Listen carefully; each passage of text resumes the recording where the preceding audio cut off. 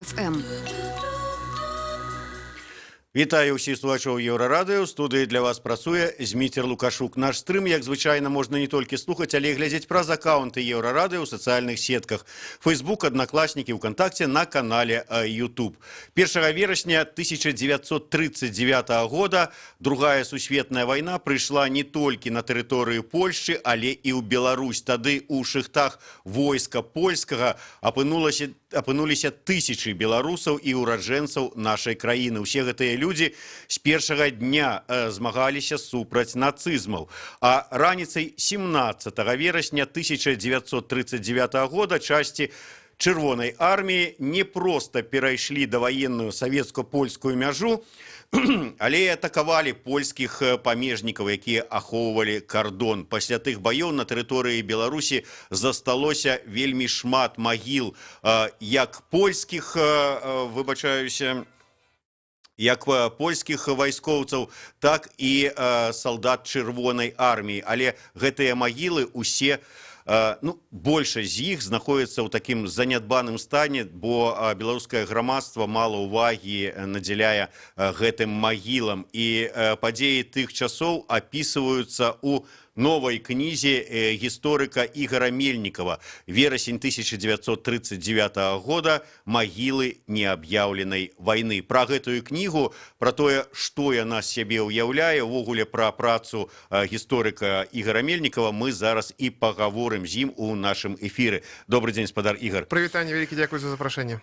Спадар Ігор, не першы раз сустракаемся у нашай студыі, не першы раз распавядаем пра вашу новую кнігу, чарговая новая кніга. А ўвогуле, колькі у вас ужо іх? Я ўжо збіўся, насамрэч. Ну, я думаю, што 15 штук, напэўна, зараз.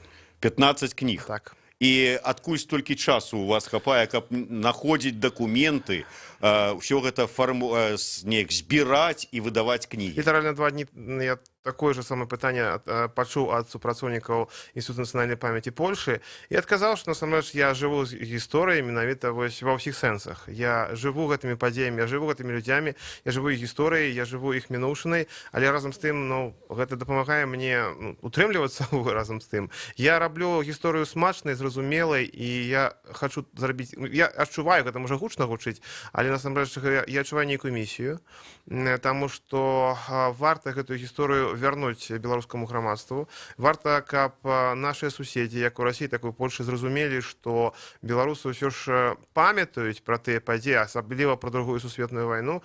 І, безумоўна, вельмі шмат пытанняў застаецца яшчэ вось менавіта ў гэтым кантэксце. Мая новая кніга «Верасень 39-го. Магіла неаб'яўленай вайны» якраз прысвечана адной з такіх тэм, якая і паказвае, што па сутнасці гэта была сапраўды вельмі жорсткая вайна, пра якую ў Савецкім Саюзе амаль не ўзгадывалі, пісалі пра вызвольны паход, пісалі пра яблыкі ды кветкі, але насамрэч не ўзгадывалі пра тое, што баі пачаліся ад самай мяжы, і на тэрыторыю ўсёй заходняй Беларусі не толькі пагібалі жаўнеры войска польскага, але і шматлікія чырвонаармейцы, прадстаўнікі іншых родаў войскаў.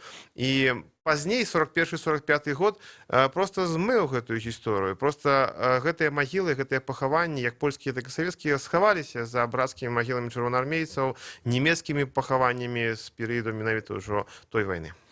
Вот, дарэчы, вельмі цікавы момант. Мы заўсёды, у нашым асяродку, гісторыкі, там людзі, якія цікавяцца, скажем так, можа, прабілі вось гэты бетон савецкай ідэалогіі. Мы кажам, другая сусветная вайна, якая закранула Беларусь яшчэ вось у верасні 1939 года.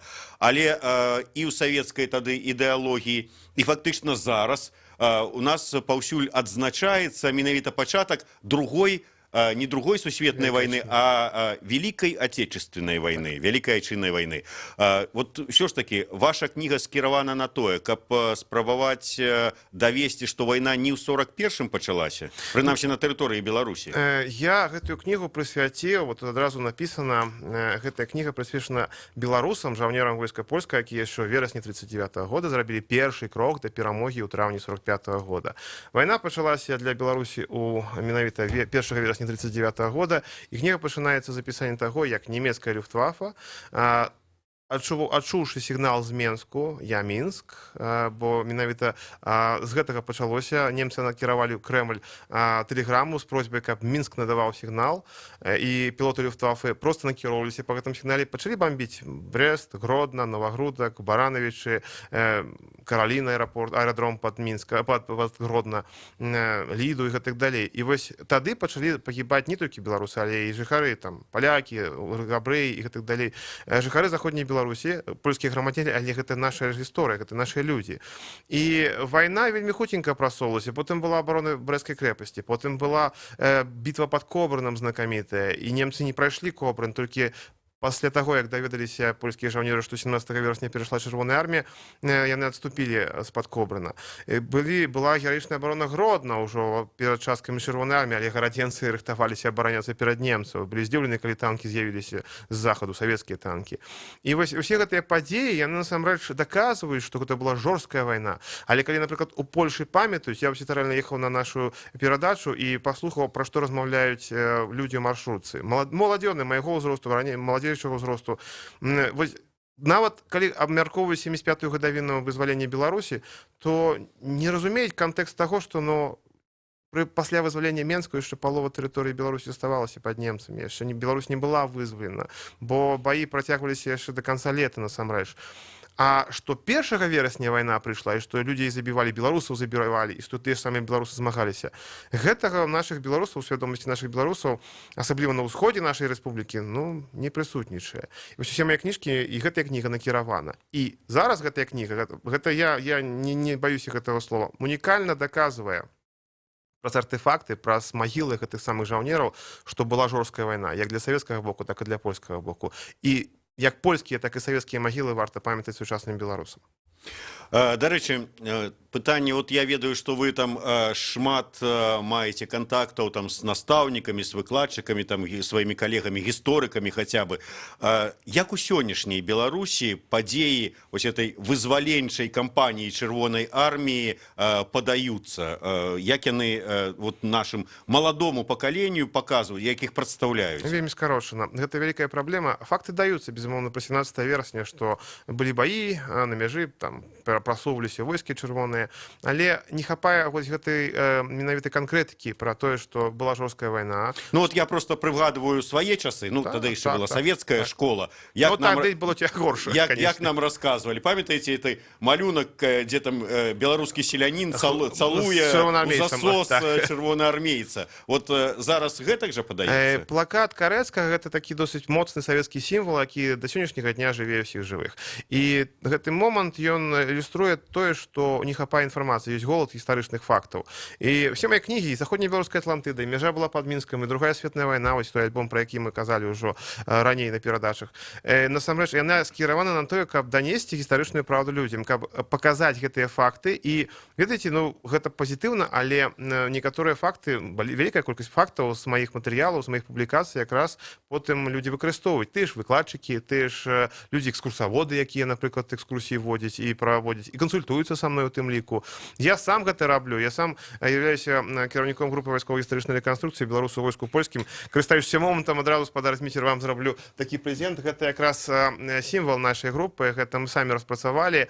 Здесь ёсць беларуская пагоня, здесь ёсць польскі герб арол і надпіс. А вось надпіс цікавы: памятаць кожнага. Вось цікава, мы распрацавалі гэтую сімволіку гадоў 4 таму назад, а зараз у Беларусі адбываецца акцыя «Беларусь памятае». І літаральна месяц таму назад дадалі «Помнить каждого». Я подозреваю, что дзесьці ўбачылі і выкарысталі гэты момант. Яны ўмеюць там дзень вышыванкі ўзяць, скрасці. Але я не супраць гэтага. Я толькі ўдзячны таму, што толькі трэба сапраўды памятаць кожнага. Не толькі кожнага савецкага жаўнера, безумоўна, варта памятаць гэтыя магілы. Мы калі паехалі зараз у Польшу, то мы, безумоўна, наведалі магілы нашых чырвонаармейцаў, якія там 45-м годзе палеглі, у тым жа Вроцлаве. Але разам з тым варта памятаць нашых жаўнераў, якія загінулі ў Берасцейскай крэпасці, якія загінулі ў баях на мяжы, на той же самай, сярод капаўцаў было вельмі шмат. Мы аб'ездзілі гэтыя. Мінулы год мы цалкам прысвяцілі вывучэнню гэтых усіх пахаванняў. Савецкіх, польскіх. Палякі памятаюць сваю гісторыю. Там ёсць кветкі, там ёсць лампадкі. Савецкія пахаванні У лепшым выпадку на 9 траўня прыйдуць, але не кожны разумее, што гэты чалавек загінуў за 2 гады да нападу Германіі на Савецкі Саюз. Дарэчы, вось цікавы факт. Тут мы часам можам нават, хай сабе, можа быць, ён не ў вельмі добрым там дагледжаным стане, але там такая брацкая магіла, там помнік там невядомаму салдату, але ўсё гэта тычыцца падзеяў 41-45 года. Магілы вот менавіта тых падзей 39 года, яны ж неяк вот паасобку, яны ёсць, яны ўвогуле недзе захаваліся, ці это ўсё знесена? Вельмі раю зараз зайсці на старонку Вулей.ба і падтрымаць краудфандовую кампанію, каб замовіць гэтую кнігу. Вось калі збярэм, гэта сігнальны экземпляр, вельмі дарагі, але сігнальны адзін экземпляр. Калі збярэм, даць Божа, грошы, то 1 верасня 2019 года вы ўбачыце гэтыя кнігі. Вельмі добра, што нашы бібліятэкі набываюць гэтыя кнігі. Тады будзе нармальны наклад, тады кожны зможа замовіць. А зараз кожны можна замовіць на сайце. І вось там апісаны і здымкі, і тое, што напісана на гэтым помніку, і апісаны прозвішчы гэтых людзей. Вельмі шмат памылак, дарэчы, ёсць, потому што пазнейшыя 60-х гадоў там помнікі ставіліся на гэтых пахаваннях. Абставіны гібелі. Бо гэта не проста каталог пахаванняў. Гэта менавіта гісторыя апісваецца тых падзей, і опісана гэтая гісторыя трагедыі, то польскага памежніка, то савецкага танкіста, то савецкага пілота, то польскага жаўнера. Апісана менавіта ў кантэксце, якія былі баі, што там адбывалася. Генерал Альшына Вельчынскі ці савецкі палітрук Гарнавых, які загінуў тым жа Гродна. Што, для чаго, як? Я не расставляю акцэнтаў. Я не раблю, скажем так, не выбіраю адну з бакоў. Я просто показываю, што гэта трагедыя. Трагедыя ў тым ліку для беларусаў, таму што беларусы вымушаны былі быць не толькі сведкамі, але ахвярамі той жудаснай вайны. А вот мне, дарэчы, цікава, вы на пачатку размовы сказалі пра тое, што у нас это ўсё падаецца да гэтага часу, што, ну, ладно, вызваленчы, не вызваленчы, там рух чырвонай арміі на захад у 39-м годзе, але, кажуць, ну, фактычна без баёў гэта ўсё адбывалася, мы там прыйшлі, нас там хлебам бульбай сустрэлі, пацалавалі, хто ў засос, хто як. А вот ўсё ж такі, насамрэч, вы кажаце, вельмі шмат, жорсткія баі, шмат загінула. А ёсць хаця бы нейкія прыблізныя звесткі, колькі загінула на тэрыторыі Беларусі, як вот, скажем, жаўнераў войска польска, так і салдат чырвонай арміі? Мы можам казаць пра сотні ахвяр з таго і іншага бакоў. Дакладных лічбаў цяжка сказаць, таму што расійскія гісторыкі ў пачатку 90-х гадоў падводзілі, там было, па-моему, 900 чалавек загінула чырвонаармейцаў на тэрыторыі, то есть у складзе беларускага і украінскага франтоў, але насамрэч я такімі лічбамі не аперую. Я вось маю канкрэтную магілу, канкрэтнае пахаванне, канкрэтнае прозвішча. І тут, дарэчы, апісана вельмі шмат пахаванняў, якія да нашага дня не захаваліся. Я шукаў, дзесьці мне дасылалі інфармацыю з архіваў, я шукаў дзесьці сведкаў, якія расказваюць. Тут была магіла чырвонаармейца, тут была магіла паляка, польскага жаўнера, а вось зараз іх уже няма просто. Тут дзесьці канал, дзесьці дом пабудавалі, дзесьці дарогу правялі, іх уже няма насамрэч. Мне не ідзе гутарка пра сотні людзей, мне ідзе гутарка пра кожнага чалавека, які вось пахаваны, пра кожнага канкрэтнага, і баі былі сапраўды жорсткія, з самай мяжы. Я ўсё размаўляў з нашымі памежнікамі, калі было стагоддзе памежнай службы, і размаўляў, казаў, слухайце, ну давайте вот правядзем прэзентацыю гэтай кніжкі, той кніжкі, пакажам, ну не зусім карэктна, бо тут же ж мы забівалі гэтых памежнікаў польскіх. Я кажу, ну забівалі, ну не вы забівалі чырвоныя памежнікі. А праз 2 гады немцы ўжо забівалі гэтых чырвоных памежнікаў. Я пра гэта ўсё расказваю, трэба ж не выкідаваць нешта, нейкія моманты з нашага кантэксту. Памежнікі гераічна змагаліся, польскія капаўцы, корпус аховы памежжа. Тут апісаны гэтыя. Ну але і савецкія таксама штурмавалі і верылі, што яны ідуць на дапамогу братам беларусам, братам украінцам. І пагібалі, а хлопцам там было ледзь за 20 гадоў, 18-19. Я пра іх расказваю таксама. Мы перарвемся на кароткую паузу, кароткі выпуск навінаў на Еўрарадыё. Я нагадаю, што ў нас у гасцях гісторык Ігор Мельнікаў. Мы гаворым пра яго новую кнігу.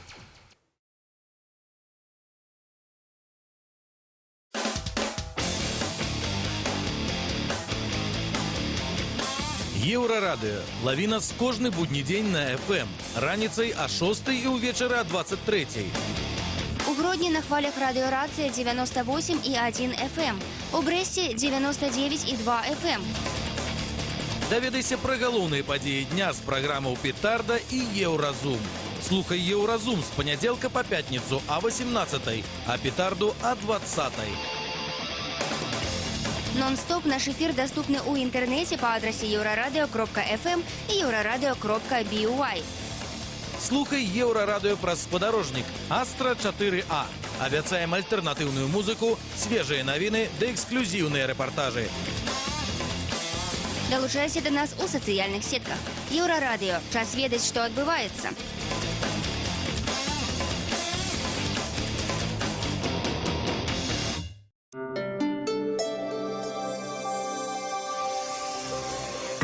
Еўрарадыё.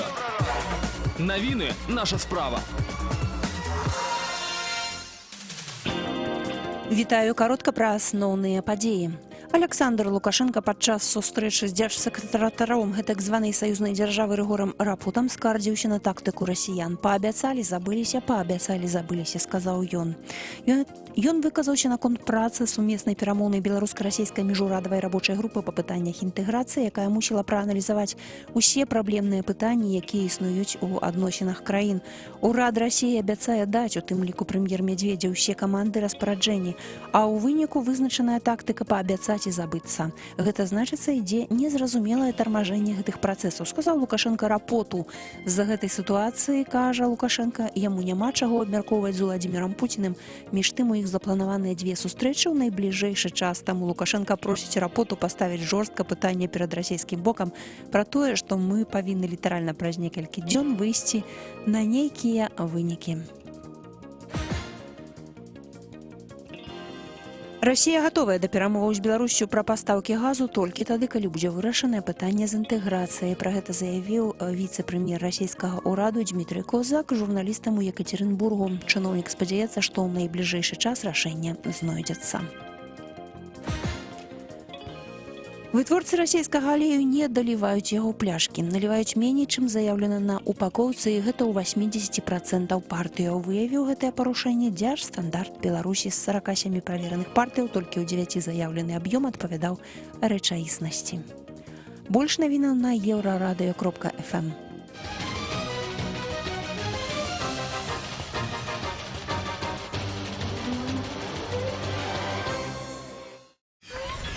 Еўрарадыё.фм.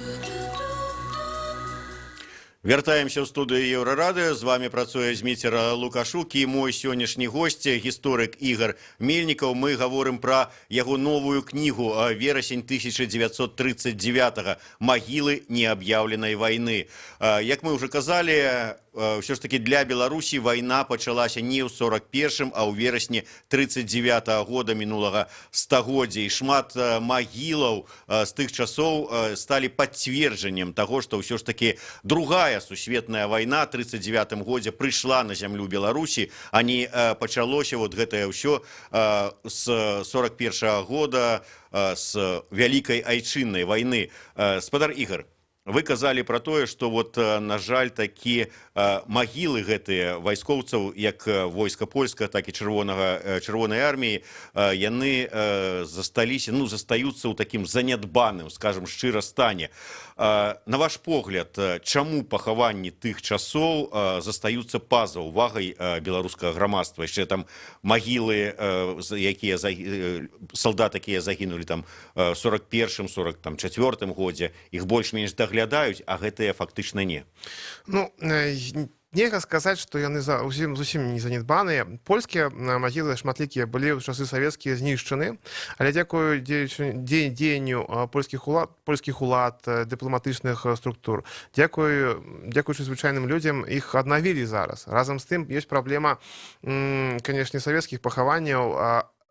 Яны збольшага дагледжаны і зроблены ў сэнсе парадак там. Але разам з тым не кожны беларус, сённяшні жыхар нашай краіны, разумее, хто там ляжыць і пры якіх абставінах гэты чалавек загінуў. Бо якраз падзеі 41-45 года схавалі праўду вось пра тыя падзеі.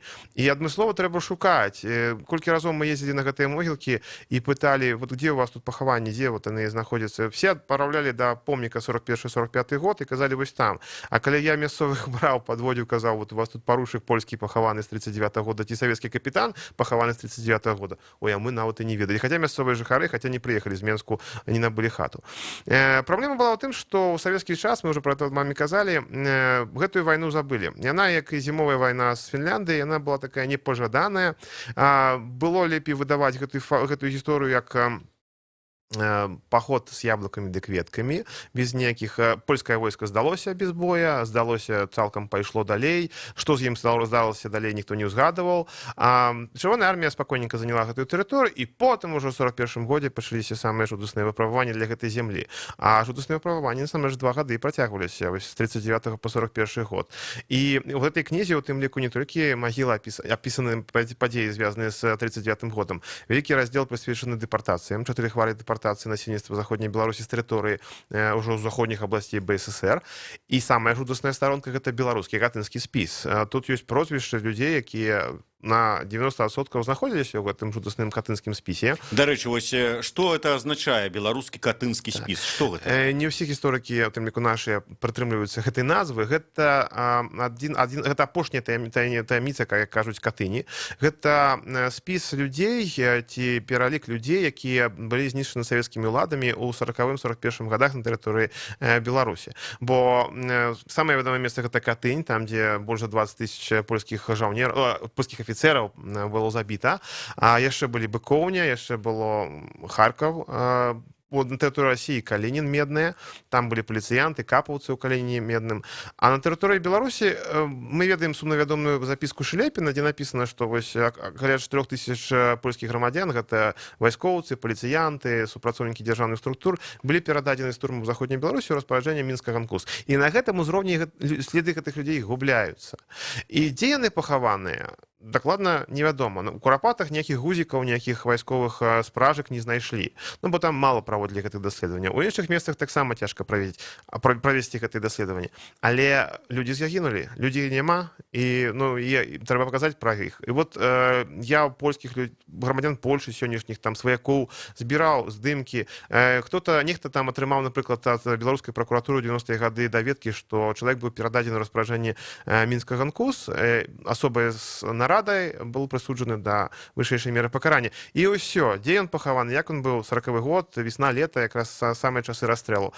Дзе ён быў знішчаны, дзе ён быў пахаваны, ніхто не ведае. Тут я прыводжу канкрэтныя прозвішчы гэтых людзей. Не ўсіх, канешне, бо там 4000, амаль 4000. Здесь, можа, чалавек 20. Але сярод іх быў, напрыклад, сенатар Вячеслав Богданович, беларус. Некаторыя паліцыянты былі таксама беларусы. Дзе яны загінулі? Ці ў 39-м годзе, ці ў 40-м годзе, мы дакладна таксама не ведаем, бо нашы архівы зачыненыя. Вось я і хацеў удакладніць, чаму мы не можам даведацца, таму што архівы закрытыя. На вялікі жаль, спецыяльныя архівы, гэта архіў МУС, архіў КДБ, яны зачынены для даследчыкаў. Сваякі могуць атрымаць архіўныя даведкі, яны могуць туды напісаць, але там трэба, каб гэта менавіта пісаў сваяк, каб гэта сам даследчык это не можа, напрыклад, правесці такую кверенду, там, даследаванне. Гэта вялікая праблема, канешне, але насамрэч, што зробіш? Тыя матэрыялы, якія ёсць, тыя ўспаміны, якія ёсць дакументы, ёсць жыццё даваенных гэтых людзей. Я паказваю гэтай кнізе, я расказваю пра іх, і насамрэч, я думаю, гэта будзе вельмі карысна. Атрымліваецца, што вось гэты лозунг афіцыйны, дзяржаўны, пра які вы ўзгадалі, Беларусь памятае і памятаць кожнага, ён тут не выконваецца. У гэтым нюансе ён хлуслівы. Вось наша група беларусаў войску польскім, група вайсковай гістарычнай рэканструкцыі якраз і выкарыстоўвае гэты лозунг, памятаць кожнага. Калі мы наведваем Польшу, вось мы зараз прыехалі з вялікага мерапрыемства, у гэтыя дні адбываецца стагоддзе пінскай флатылі. Вось у Добчыцах мы атрымалі вось такую адзнаку, гэта пад Кракавам, бо першыя якраз маніторы былі пад Кракавам зроблены, а ў Вроцлаве мы вось такую адзнаку атрымалі. Гэта Інстытут нацыянальнай памяці Польшы, і менавіта мясцовыя маракі якраз узнагародзілі не толькі Ігора Мельнікава, але таксама і нашу групу. 3 ліпеня якраз 19-го года, 100 гадоў там назад, была ўтворана гэтая пінская флатылія. Гэта 100 гадоў. Маракі пінскай флатыліі, іх трагедыя таксама звязана з 39-м годам. Тут вот ёсць узгадкі пра Макраны. Там месца, дзе знаходзіцца брацкая магіла польскіх маракоў, якіх чырвонаармейцы ці мясцовыя актывісты забілі. Вось іх гісторыю варта паказаць, варта расказаць, каб не толькі палякі туды прыязджалі, у тым ліку беларусы. У нас адбываецца стагоддзе Дняпроўскай флатыліі, але я заўсёды кажу, а чаму ж вы не паедзеце зусім побач у Макраны, там, пад Маларыту, і не ўскладзеце кветкі да гэтых маракоў, бо яны таксама ж маракі былі. І вось гэты момант, на вялікі жаль, вот он забыты быў. А мы, я, мае сябры, спрабуем якраз даказаць, што трэба шанаваць кожнага. Прыязджаючы ў Польшу, мы калі даведваемся, што ёсць пахаванні савецкіх жаўнераў з 44-45 года, абавязкова едзем на могілкі і кладзем там кветкі гэтым савецкім жаўнерам, бо гэта наша гісторыя, гэта нашыя людзі. Але прыязджаючы ў Беларусь, мы ідзем на магілы польскіх жаўнераў і кладзем кветкі, тому што гэта таксама наша гісторыя. Дарэчы, вось у анонсе хтось уже зацікавіўся гэтай кнігай, можна зайсці на сайт Улей-Бай, там падтрымаць выданне гэтай кнігі. Так вось у анонсе вы яшчэ как бы так закінулі такую цікавостку, маўляў, у гэтай кнізе вы з гэтай кнігі можна будзе даведацца, скажем, каго дэпартавалі з заходніх абласцей БССР у 40-41 годах. Каго? Вот про каго ідзе размова? Про нейкіх вось палонных войска польскага? Тут наконт палонных асобна ідзе раздзел, тут расказаная трагедыя, бо, напрыклад, варта ўзгадаць людзей, беларусаў, у тым ліку, вайскова-палонных, якія трапілі ў нямецкі палон. І ў 40-41 годах яны спрабавалі збегчы на тэрыторыю БССР. Ну, бо яны не хацелі заставацца ў гэтым нямецкім палоне, зразумела. Беглі, нелегальна пераходзілі савецка-германскую ўжо новую мяжу, даходзілі да сваіх месцаў, дзе яны жылі, там, Маладзечна, Вілейка, Маларыта і так далей. І тут траплялі ў рукі НКУС. І НКУС іх за нелегальны пераход мяжы адпраўляў у Сібір. І вось так вось з няволі ў няволю яны траплялі, і гэта жудаснае, канечне, выпрабаванне. Але калі мы кажам пра дэпартацыі, то гэта 4 хвалі жудасных дэпартацый, пачынаючы з зімы 40-го года, заканчваючы чэрвенем 41-го года, вычышчалі гребёнкай проста, вычышчалі тэрыторыі заходніх абласцей БССР ад так званых непажаданых элементаў. Гэта сем'і польскіх вайскоўцаў, дзяржаўных службоўцаў, гэта польскія бежанцы, якія з тэрыторыі этнічна польскіх тэрыторый прыходзілі сюды на ўсходнія ваеводствы. Гэта, у тым ліку, беларусы, напрыклад, супрацоўнікі лясной аховы, іх сем'і таксама. Вялікая колькасць. І вот тут кніга заканчваецца маршамі смерці. Гэта 41 год, гэта калі анкусаўцы выводзілі вязняў, гэтых турмаў, выводзілі на ўсход. Чэрвень, Вілейка. Людзей даводзілі проста да нейкага месца анкусаўцы і расстрэльвалі там. І вось гэтыя пахаванні, гэта таксама магілы неаб'яўленай вайны, таму што, насамрэч, чаму не аб'яўлены, дарэчы, па тлумачу? Фактычна, Савецкі Саюз не быў у стане вайны з Польшай. Ніхто не аб'яўляў вайну. Польша не аб'явіла, Савецкі Саюз не аб'явіў вайну. Але вайна была. І таму гэта не аб'яўленая вайна. І вось, вяртаючы 41 год, мы аб'ездзілі пад Вілейкай, пад Чэрвенем, усе месцы, дзе брацкія магілы.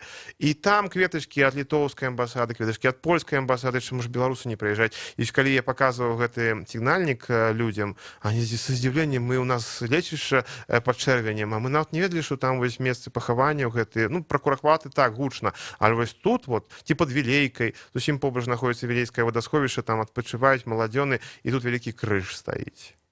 Таму што няма у беларусаў гістарычнай памяці, атрымліваецца так? Таму што іх адрэзалі гэтую гістарычную памяць. І беларускія эліты, на вялікі жаль, вельмі моцна пацярпелі ў 30-е гады, потым іх выразала другая сусветная вайна, потым была русіфікацыя, савецізацыя. І 90-е гады адраджэнне, але потым мы ведаем, што было далей. І сітуацыя зараз, я лічу, што трошкі змяняецца ў лепшы бок, таму што такі, як я, дзякуй боку, ёсць. Нам трэба абуджаць проста банальна людзей.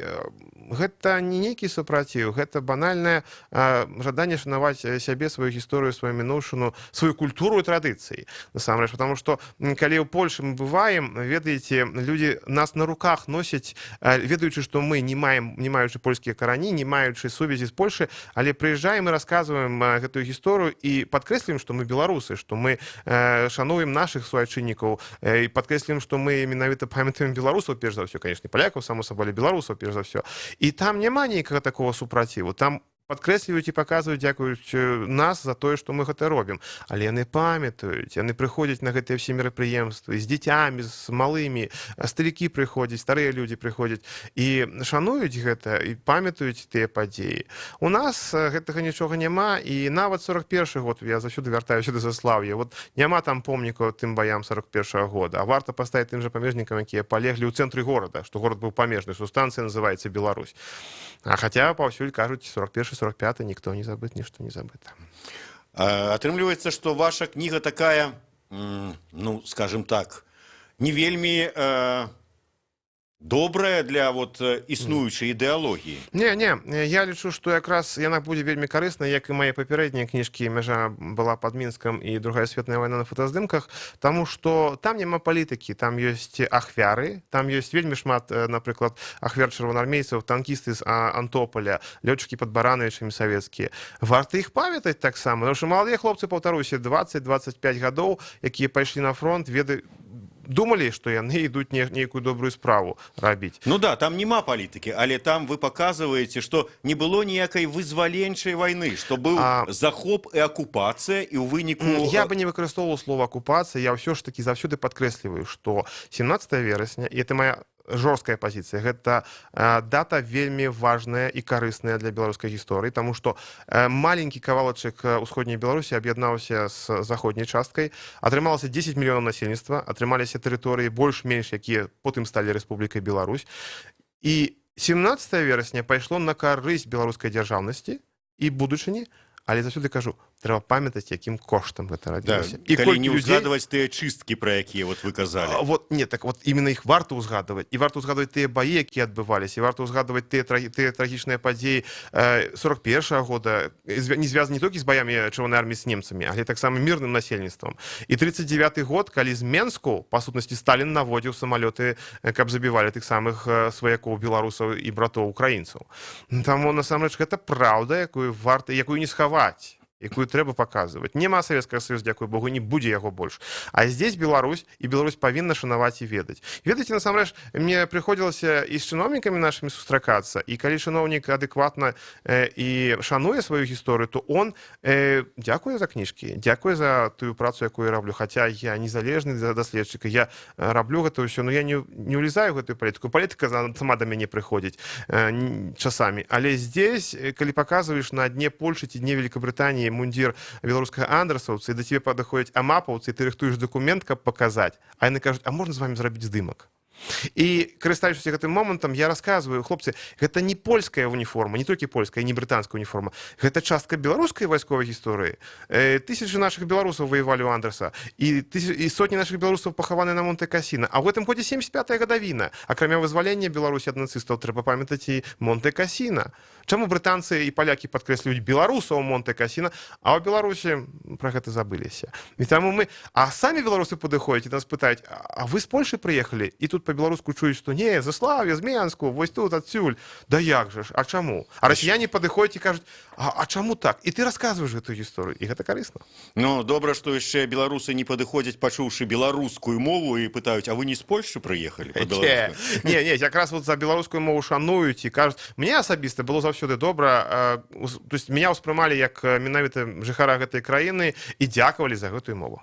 Дарэчы, я вот один момант яшчэ хочу сказаць. Мы раней крыху прэзентавалі, калі вот толькі выдавалася гэтая кніга «Мяжа была пад Мінскам». Дзякуючы намаганням і дапамогі ўсім, кніга была выдадзена. Вось гэтая «Другая светная вайна» была выдадзена дзякуючы падтрымцы. Вось тая выдавалася без краудфандинга. Да, тым не менш, вот я ведаю, што вы праводзілі яшчэ пасля выдання гэтай кнігі, яшчэ праводзілі такія, фэсты, нібыта такія экскурсіі, «Мяжа была пад Мінскам». І праводжу далей. Зараз таксама экскурсіі праводжу. Экскурсіі, але фэст. З фэстам есть горш, таму што вось у нас зараз новыя законы, і на вялікі жаль, вось масавыя мерапрыемствы павінны абслугоўвацца. З аднаго боку, можа і правільна, з другога боку, меннікаў павінны дастаць грошы ўласна і заплаціць за гэты фэст. І не абцяжарваць, напрыклад, той жа музей, дзе я праводжу гэты фэст. Мінулым годзе на ўласныя грошы мы правялі гэта ўсё, зрабілі міні-выставу, зрабілі міні-мяжу, раздалі гэтыя пашпарты, якія зрабілі копіі пашпартоў. Прыехала некалькі сот чалавек з задаваленнем, без рэкламы, без нічога. Людзі глядзелі, людзі плакалі, калі мы паказвалі абмен насельніцтва, яке адбывалася на даваеннай мяжы. Все гэта ўласнымі сродкамі, як гэта робіцца ў Европе, но там іншыя бюджэты, там іншыя падыходы. Здесь уласнарушна трэба рабіць. Лінія Сталіна, гэта тэма, напрыклад, вельмі добра звязана з лініяй Сталіна, але лінія Сталіна, на вялікі жаль, не хоча нас, не запрашае нас. Калі я ім прапановваю, давайте зробім савецка-польскую мяжу і пакажам, таму што гэтая лінія Сталіна якраз і звязана з даваеннай савецка-польскай мяжой. То яны мне прапанавалі, а мы вас можам паставіць для нямецкага лагера, будете Чехославакію дзеліць. Я кажу, а пры чым тут Чехославакія, если Беларусь была падзелена паміж Польшай і Савецкім Саюзам? Ну і вось, і я ні з кім не сваруся, нікому не выказваю прэтэнзій, у кожнага свой падыход. Але я лічу, што карысць карысней было б паказваць беларускі акцэнт у нашай гісторыі. Таму прыходзіцца самім рабіць гэта ўсё. Такім чынам, вот, калі б вы зараз пожадалі зрабіць вот такі фэст на падставе кнігі «Мяжа была», ой, у сэнсе, вот, вершам 39-го, то не атрымалася. Фэст, магчыма, не атрымаўся бы, але экскурсія атрымаецца. І я заўсёды запрашаю на бясплатныя экскурсіі. Я атэставаны экскурсавод, я маю ліцэнзію, таму я вельмі добра раблю гэтай экскурсіі. Дзякуй вялікі, Уля і Бай, заходзьце, падтрымлівайце новую кнігу Ігора Мельнікава. Ігор Мельнікаў, Зміцер Лукашук, слухайце, а 15 гадзіне у нас чарговы цікавы эфір.